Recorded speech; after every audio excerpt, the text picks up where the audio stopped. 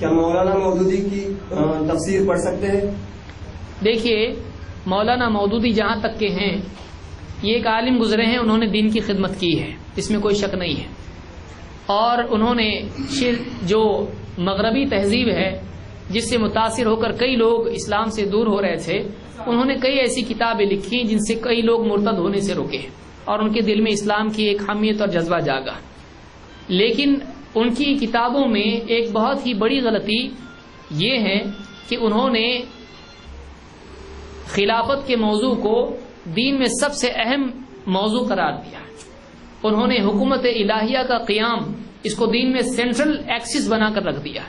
اور انہوں نے عبادتی معاملات کو سب سیکنڈری چیزیں بنائی کہ یہ اس تک پہنچنے کا ذریعہ ہیں، یہ ٹریننگ کورس انہوں نے اس کو بنا دیا۔ یہ ایسی بڑی غلطی ہے جس کے نتیجے میں بہت سارے مسلمان تحریک کی صورت میں حکومتوں سے مسلسل ٹکراتے رہے ہیں اور مسلمانوں کا اس سے بہت بڑا نقصان ہوا ہے۔ تو یہ ایک بہت بڑی غلطی ہے۔ ان کی تفسیر میں بھی یہ چیزیں چھائی ہوئی ہیں، اس لیے ایک آدمی جو دین کی ابتدا میں دین سیکھ رہا ہے اس کو مولانا مودودی کی کتابیں نہیں پڑھنا چاہیے۔ یہ بات بعض لوگوں کو بری لگ سکتی ہے، لیکن جو بات صحیح ہے وہ میں کہہ رہا ہوں۔ ابتدائی مرحلے میں کسی کو یہ نہیں پڑھنا چاہیے، بلکہ اس کو یعنی ان علماء کی کتاب پڑھنا چاہیے جو قرآن و سنت کی بنیاد پر صحیح باتیں لوگوں کے سامنے رکھتے ہیں اور دین کو،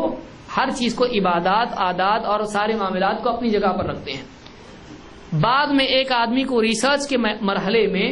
یہ کتابیں پڑھتا ہے یا دوسری کوئی بھی کتاب پڑھتا ہے تو اس میں کوئی حرج نہیں، بشرطے کہ وہ قرآن و سنت میں پکا ہو چکا ہو، اب وہ کچھ بھی ہضم کر سکتا ہو، تب جا کر اگر وہ پڑھے اسٹڈی کے طور پر تو اس کے لیے کوئی مسئلہ نہیں ہے۔